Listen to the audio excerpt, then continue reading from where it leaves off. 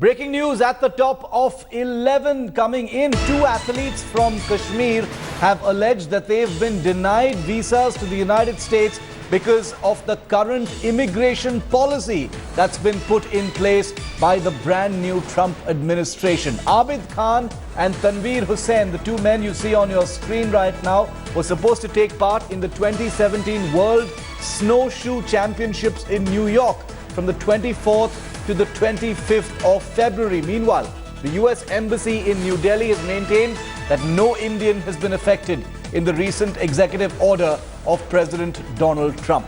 So two young men from Kashmir who were supposed to be competing in the Snowshoe Championship in New York have been denied a visa by the US Embassy in Delhi.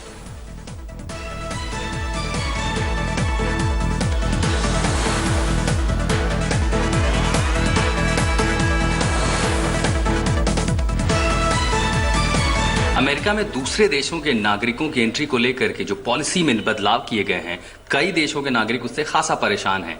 Kashmir के 24 साल के तनवीर हुसैन मेरे साथ हैं। इनको भी snow शू athlete हैं, ये वहां पर खेल के लिए जाना था हिस्सा लेने के लिए, और आज यूएस एम्बेसी ने वहां के मौजूदा नियमों का हवाला देते हुए उन्हें वीजा देने से मना कर दिया। तनवीर, क्या कुछ हुआ?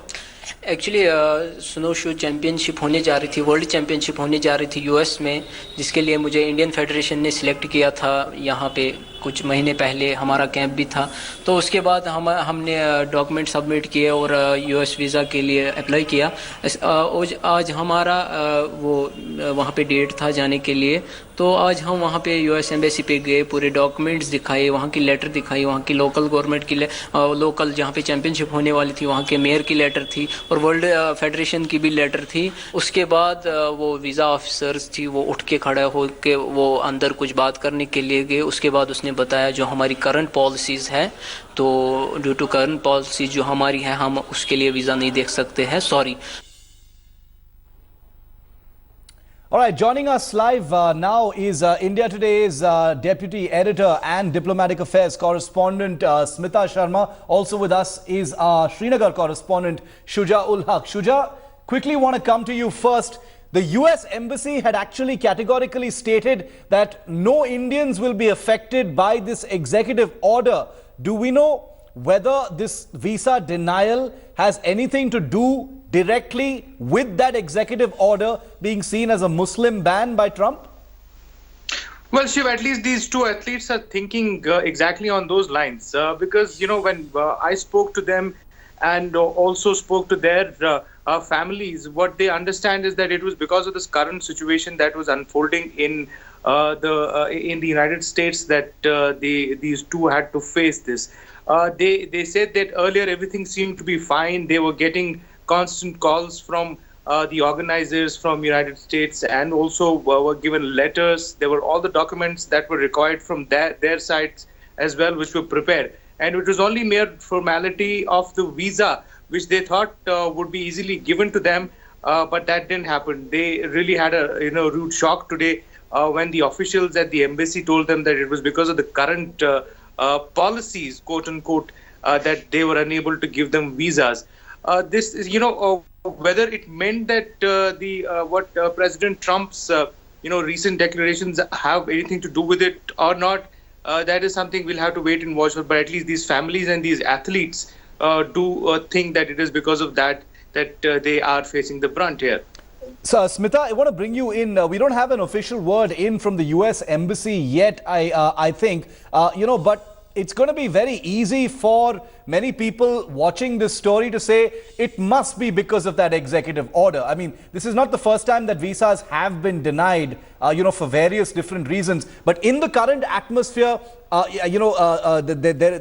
things are emotionally charged anyway. Everybody is aware about what this executive order really means. So people are going to, probably make the connection anyway. Shiv, as far as that official reaction is concerned, that will not be coming in. The US Embassy, remember, at the moment doesn't have an ambassador. Richard Verma was a political appointee and he had to return to DC a day prior to the inaugural ceremony of Donald Trump. Yes. Now, I spoke to the spokesperson in the embassy, and the quote that we got was that for privacy reasons, we cannot discuss specific visa issues. But we do note that Indian citizens are not affected by the recent executive order. Right. So they at least chose to put to rest any speculation that this might have anything to do with the current policy orders as far as the immigration reforms or the immigration norms in the US are concerned. And as you rightly mentioned, in the past, we have had even Indian celebrities. Very recently, there was the case of Sarod Maestro, Amjad Ali Khan himself, who was denied a visa.